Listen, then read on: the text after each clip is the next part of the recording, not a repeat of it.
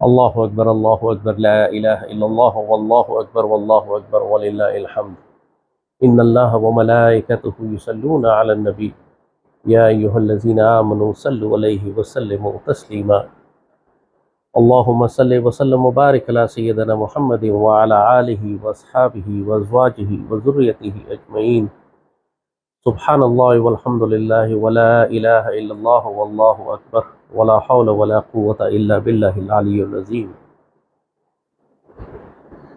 قرآن پاک میں اللہ تعالیٰ نے مسلمانوں کو بہت سختی سے تاکید کی ہے، حکم دیا ہے، وَعَدُّ لَهُم مَّنِ اسْتَطَعْتُم مِّنَ الْقُوَّةِ، اور وہ لمبی آیت آگے چلتی ہے کہ جو کچھ تمہاری صلاحیت ہے،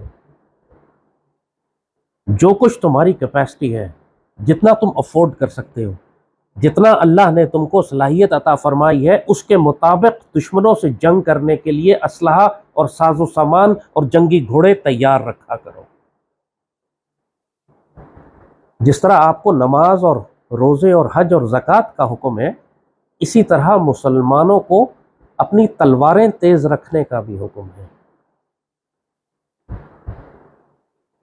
سیدی رسول اللہ صلی اللہ علیہ وآلہ وسلم نے مسلمانوں کو حکم فرمایا، جس کا مفہوم ہے کہ اپنی اولادوں کو ان کھیلوں کی تربیت دو، ان کو تیر اندازی سکھاؤ، ان کو گھوڑ سواری سکھاؤ، ان کو تیراکی سکھاؤ، یا دوسرے الفاظ میں اگر سیدی کی اس حدیث شریف کا مفہوم لیا جائے تو اپنے بچوں کو، اپنی آنے والی نسلوں کو، اپنی اولادوں کو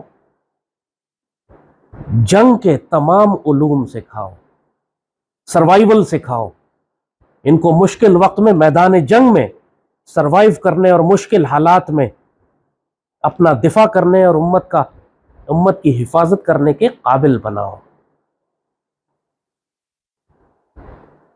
یہ حکمتیں مسلمان گم کر بیٹھے، لیکن ہمارے دشمن ہم سے زیادہ بہتر جانتے ہیں۔ اسرائیل کی ایک وزیر اعظم تھی، گولڈا میئر اس کا نام تھا۔ اب اسرائیل کے آس پاس تمام مسلمان ممالک سے جنگیں جاری تھی، اسرائیل کی معاشی حالت بہت خراب تھی، تو ایک صحافی گولڈا میئر سے انٹرویو کرنے کے لیے آیا، پوچھتا ہے کہ معاشی حالت اسرائیل کی اتنی خراب ہے اور آپ پوری دنیا سے بے تحاشا اسلحہ خرید رہے ہیں، یہ کیوں؟ تو اس پر گولڈا میئر نے اس کو کہا کہ میں تمہیں جواب بتا دوں گی، لیکن یہ تم نے میری زندگی میں نہیں چھاپنا، میرے مرنے کے بعد چھاپنا۔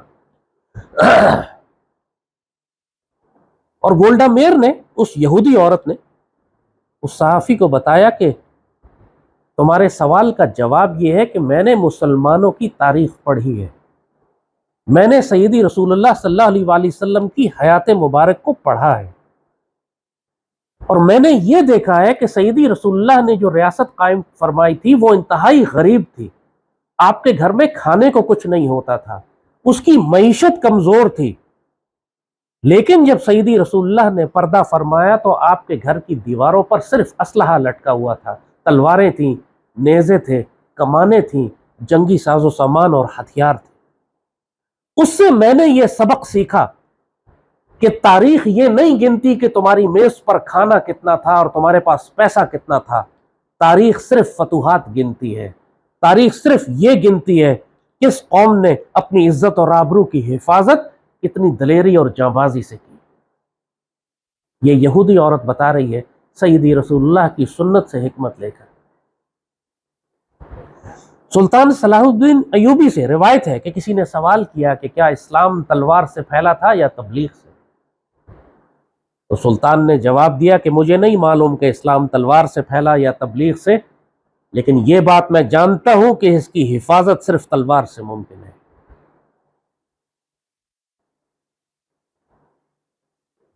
اور یہی ازلی ابدی حقیقت ہے جو 1400 سال کی اسلامی تاریخ میں آپ کو نظر آتی ہے۔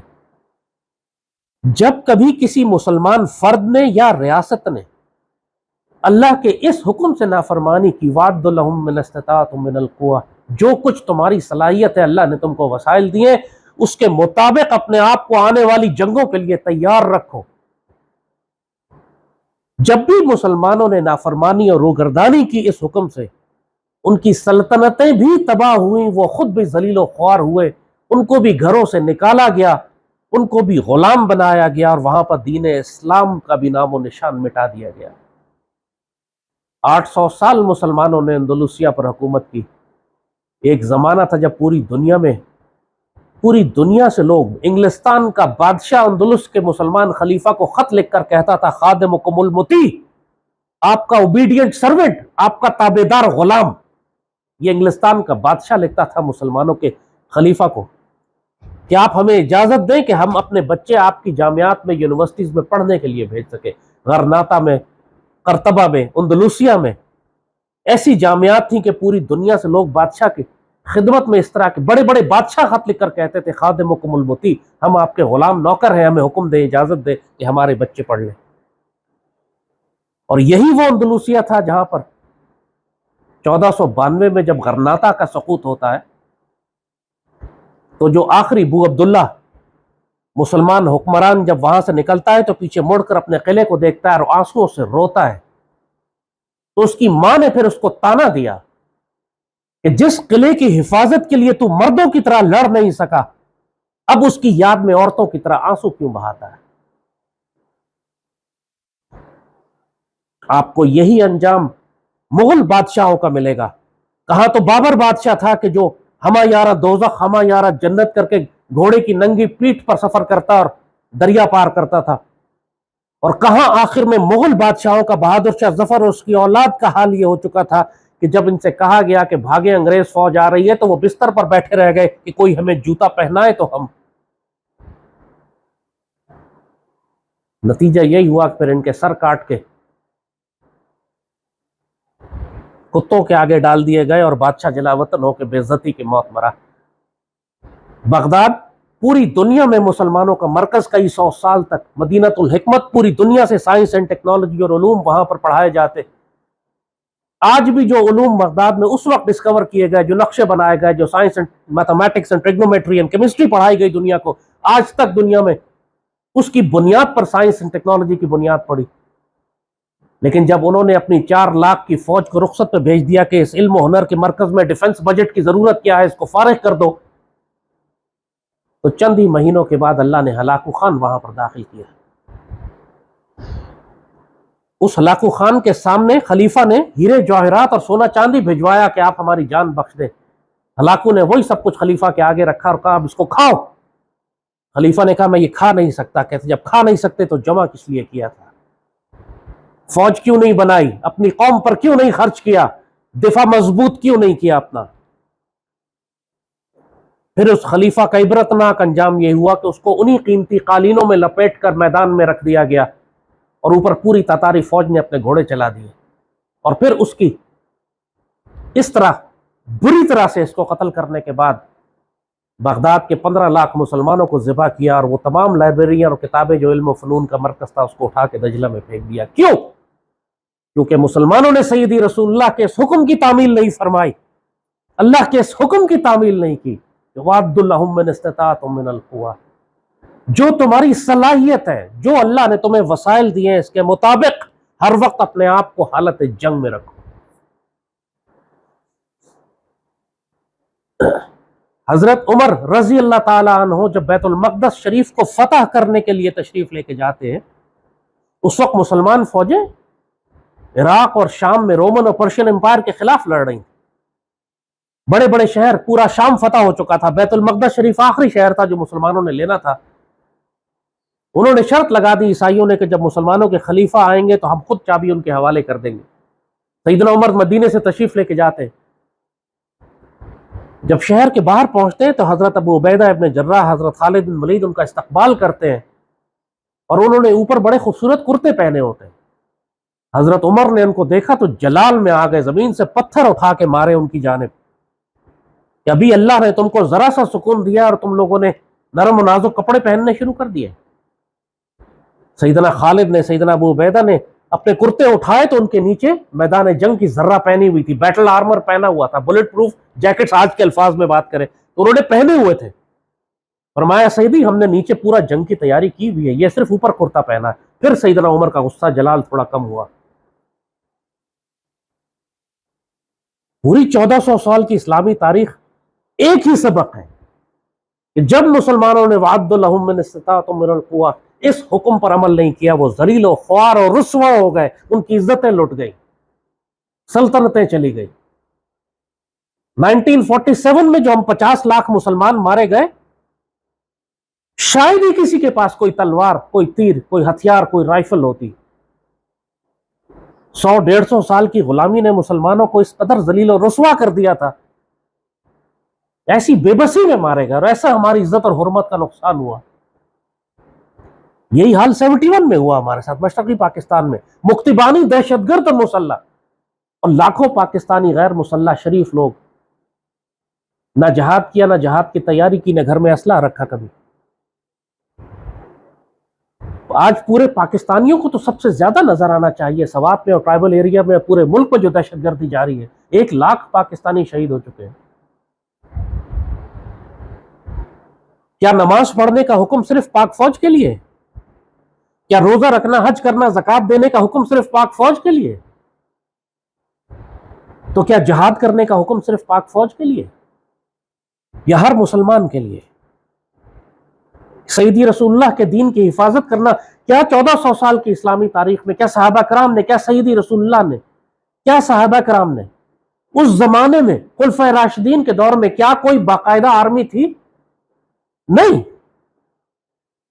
سیدی رسول اللہ کمانڈر ان چیف ہے، ایک جانب سیدنا ابوبکر ہیں، سیدنا عثمان ہیں، سیدنا عثمان تاجر ہیں، سیدنا ابوبکر کپڑے کی تجارت کرتے ہیں، سیدنا عمر اپنی جوانی میں اونٹ چرایا کرتے تھے، سیدنا علی سیدی کے رشتہ دار، معمولی کاروبار اور تجارت ہے آپ کی بھی، کوئی پروفیشنل سولجر اس کے اندر نہیں۔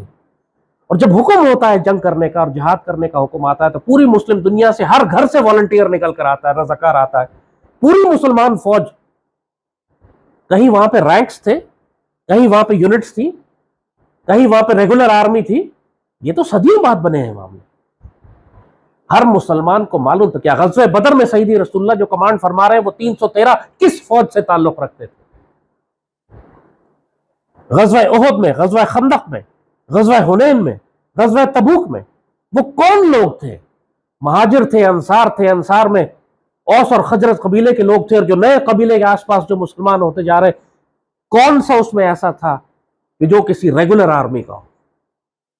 سارے قبائلی لوگ تھے، سارے عام مسلمان تھے۔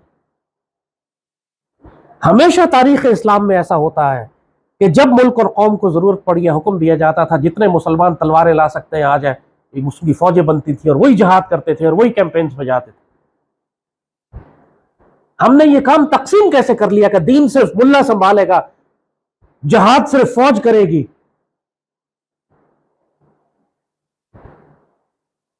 نماز جنازہ مولوی نے پڑھانا ہے۔ ہم نے یہ کام معاشرے میں تقسیم کیسے کر دیے؟ یہ سب کام ہر مسلمان پر فرض ہے۔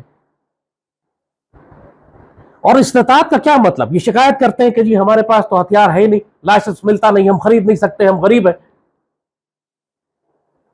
یا جہاد کرنے کا کام اللہ اس کے رسول صلی اللہ علیہ وآلہ وسلم کے راستے میں جہاد کی ڈیوٹی کرنا اور مسلمان ریاست کی خدمت کرنے کا کام صرف تلوار سے ہوتا ہے؟ کیا زخمیوں کی مرہم پٹی کرنا جہاد نہیں ہے؟ کیا مجاہدین کا کھانا پکانا جہاد نہیں ہے؟ اور آج کل کے دور میں اگر بات کریں تو مسلمانوں کی مدد کرنے کے لیے کیا ڈرون اڑانا وہ جہاد نہیں ہے؟ کیا سائبر ٹیکنالوجی اور ہیکنگ اور انفارمیشن وارفیئر یہ جہاد نہیں ہے؟ جس کی جو صلاحیت ایسی اللہ نے کہا تھا وَأَعِدُّوا لَهُم مِّنَ اسْتَطَاعْتُم مِّنَ الْقُوَّةِ، جو تمہاری کیپیسٹی ہے اس کے مطابق تربیت اور تیاری کرو۔ اگر کوئی یونیورسٹی کا اسٹوڈنٹ ہے تو وہ ہیکنگ سیکھ سکتا ہے، وہ انفارمیشن وارفیئر، سائبر وارفیئر میں، سوشل میڈیا کے اوپر ڈرون اڑانے کا کام کر سکتا ہے۔ اس وقت پوری دنیا میں، روس میں، یوکرین میں یونیورسٹی اور کالج کے بچے جو میدان جنگ میں ڈرون اڑا کر ایک دوسری فوجوں کا مقابلہ کر رہے ہیں، 18-20 سال کے بچے جو ویڈیو گیمیں کھیلتے ہیں۔ جب انسان کی تیاری ہو اور نیت ہو تو وہ اپنے آپ کو ہر ماحول میں تیار کر لیتا ہے۔ یہ کام چور اور نکمے لوگوں کے بہانے ہیں کہ ہمارے پاس تو یہ ہے نہیں تو وہ ہے نہیں، ہم یہ کیسے کریں گے، کون کر کے دے گا، ہمارا کام نہیں ہے، فوج کرے اس کو تنخواہ ملتی ہے۔ یہ بے شرموں اور نکموں کے بہانے ہیں۔ جہاد تم پر بھی اسی طرح فرض ہے جس طرح پاک فوج پر فرض ہے. اللہ تم سے بھی اسی طرح سوال کرے گا جیسے پاک فوج سے سوال کرے گا. دشمن تمہیں بھی اسی طرح قتل کرے گا جیسے پاک فوج سے جنگ کرتا ہے, اور دشمن تمہارے دروازے بھی اسی طرح توڑے گا جیسے پاکستان کو نقصان پہنچاتا ہے. وہ سویلین اور فوجی کا فرق نہیں کرے گا. یہ فرق تمہارے دماغ کا کیڑا ہے کہ میں سویلین ہوں, فوج کو تنخواہ ملتی ہے, وہ کر لے جا کے.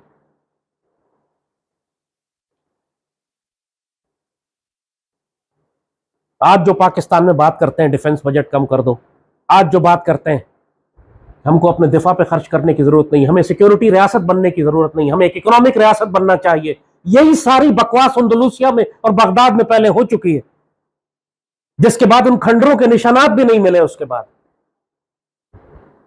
یہ ممکن نہیں ہے کہ کوئی مسلمان ریاست ہو یا کوئی مسلمان اور کافروں سے گھرا ہوا ہو اور کافر اس کو زندہ رہنے دے, جب تک مسلمان کے پاس تلوار تیز نہ ہو. جس مسلمان ملک نے اپنی تلواریں تیز تریاروں پہ زنگ لگا دیا, تلواریں تیز نہ رکھی, آپ نے عراق کا حال دیکھ لیا, آپ نے شام کا حال دیکھ لیا, آپ نے لیبیا کا حال دیکھ لیا, آپ نے یمن کا حال دیکھ لیا.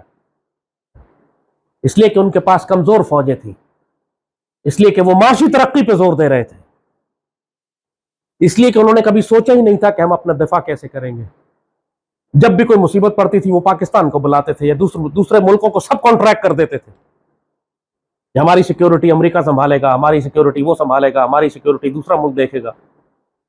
آج تک تاریخ میں ایسا ہوا نہیں کہ جس نے اپنی سیکیورٹی دوسروں کے حوالے کی ہو وہ اپنی آزادی کچھ عرصہ برقرار رکھ سکا ہو, ممکن نہیں. یہی عراق تھا نا, جب ایران عراق جنگ ہو رہی تھی تو یہ عراق CIA اور امریکہ کا حلیف تھا, کہتا تھا کہ امریکہ ہماری پشت پہ کھڑا ہوا ہے ہماری حفاظت کرنے کے لیے. وہ ایران عراق جنگ ختم ہوئی, اسی امریکہ نے تباہ و برباد کر کے عراق کو کھنڈر بنا دیا.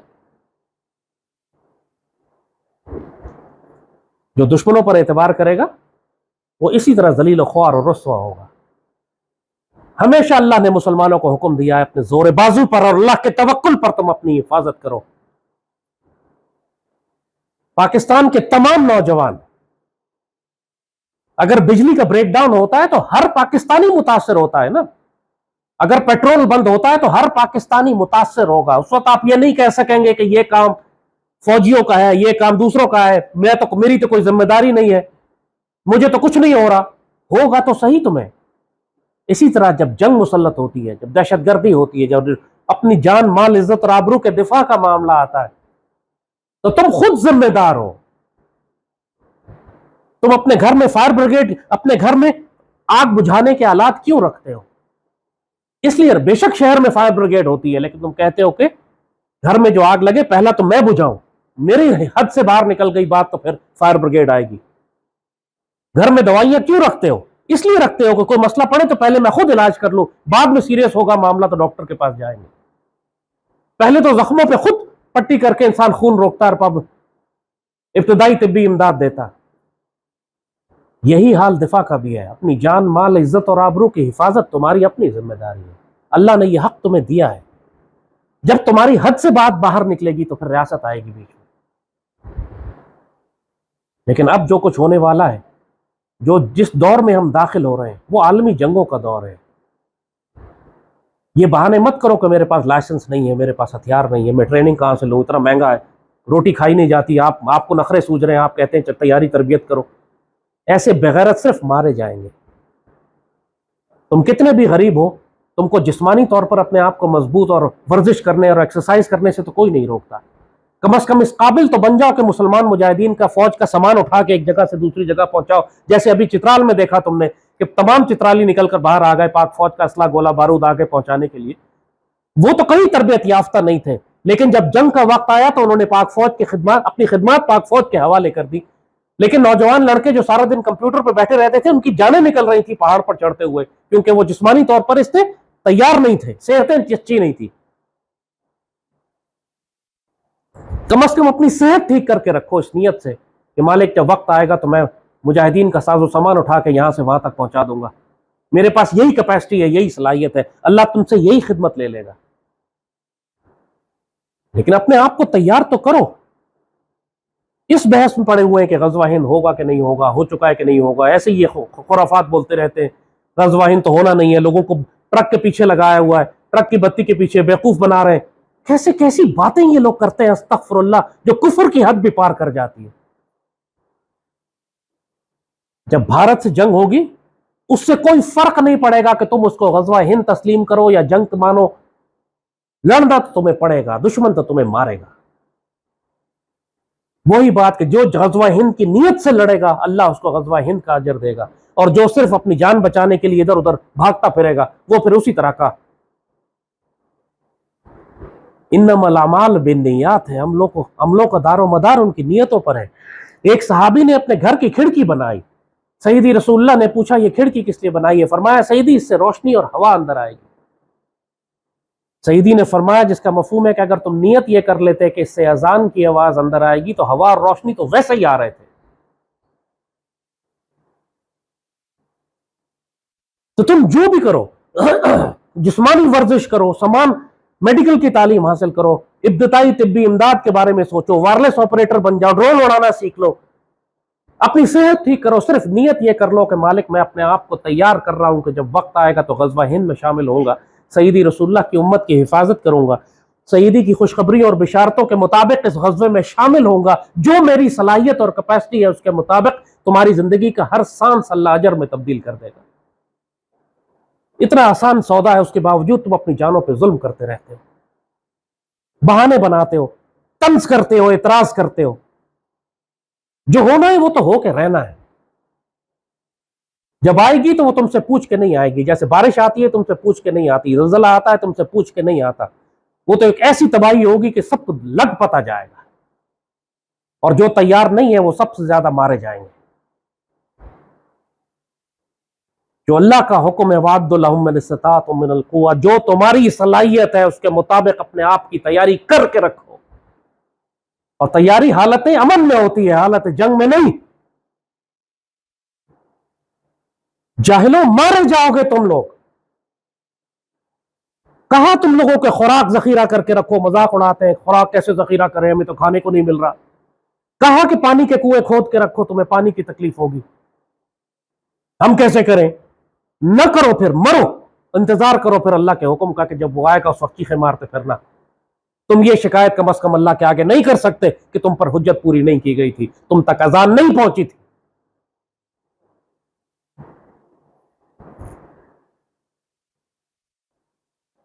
ہم اپنا فیصلہ کر چکے ہیں، ان صلاتی و نسکی و محیائی مماتی للہ رب العالمین، ہمارا جینا، ہمارا مرنا، ہماری نمازیں، ہماری قربانیاں، ہمارا اٹھنا، ہمارا بیٹھنا، سب کچھ اللہ اس کے رسول صلی اللہ علیہ وآلہ وسلم کے لیے۔ ہماری زندگی، میری زندگی کا مقصد تیرے دین کی سرفرازی، میں اسی لیے مسلمان، میں اسی لیے نمازی۔ ہم فیصلہ کر چکے ہیں کہ ہماری زندگی کا ایک ایک سانس سیدی رسول اللہ کی اطاعت اور اتباع میں، سیدی کی امت کے دفاع میں انشاءاللہ، اور اللہ ہمیں غزوہ ہند کا موقع ضرور دے گا۔ اس میں اگر ہم غازی ہوتے ہیں تو افضل غازی جہنم سے آزاد، اگر مارے جاتے ہیں تو افضل الشہداء۔ ہمارے لیے دونوں صورتوں میں کامیابی اور خوشخبری اور بشارتیں۔ فزت برب کعبہ، ہم بھی یہی کہیں گے، کامیاب ہو گئے، رب کعبہ کی قسم ہم کامیاب ہو گئے۔ باقی جو بد نصیب نہیں سننا چاہتا وہ جانے، اس کا نصیب جانے۔ اذان ہم دے چکے ہیں، اور کوئی اس وقت پورا ہند میں، پاک و ہند کے اندر کوئی گھر ایسا نہیں ہے جس کو غزوہ ہند کا نہ معلوم ہو۔ کوئی مشرک دشمن ہمارے زیادہ بہتر جانتے ہیں غزوہ ہند کو مسلمانوں کے مقابلے میں، وہ سنجیدہ لیتے ہیں، مسلمان مذاق اڑاتے ہیں۔ ایک تصادم تو ہمارا ان کے ساتھ ہے، بڑا خوفناک ہونے والا ہے، آج نہیں، کل نہیں، پرسوں ہو جائے گا۔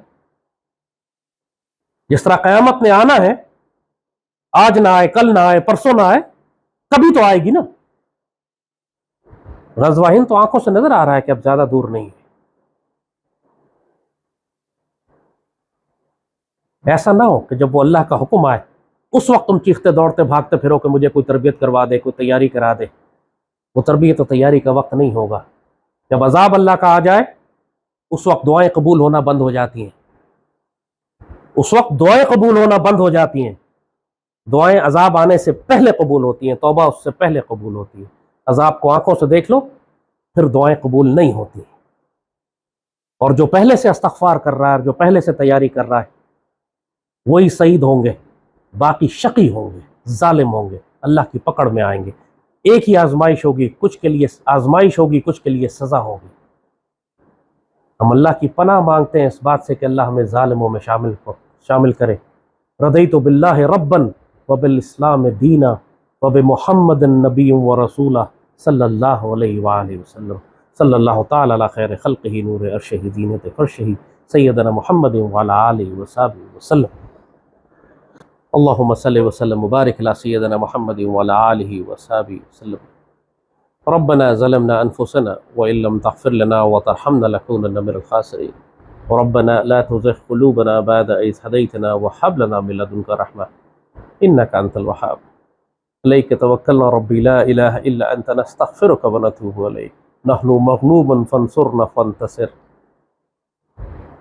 اللهم أدخلنا مدخل صدق واخرجنا مخرج صدق واجعل لنا من لدنك سلطانا نصيرا وجاء الحق وزهق الباطل إن الباطل كان زهوقا اللهم اجعلنا ممن نصر دين سيدنا محمد صلى الله عليه وسلم ولا تجعلنا ممن خزي دين سيدنا محمد صلى الله عليه وسلم اللهم ارزقنا غزوة الهند وفتح الدهلي اللهم ارزقنا غزوة الشام وفتح القدس اللهم ارزقنا خلافة منهاج النبوة وحياة الطيبة ورزق الكريم وحسن الخاتمة وموت الشهادة اللهم انصر المجاهدين مجاهدين الكشمير اللهم انصر المجاهدين الكشمير اللهم انصر المجاهدين الفلسطين اللهم انصر المجاهدين الفلسطين اللهم دمر ديار الكفار والمنافقين والمشركين والخوارج اللهم اجمع بيننا وبين حبيبك صلى الله عليه وآله وسلم في الدنيا قبل الآخرة عليك توكلنا ربي لا إله إلا أنت نستغفرك ونتوب إليك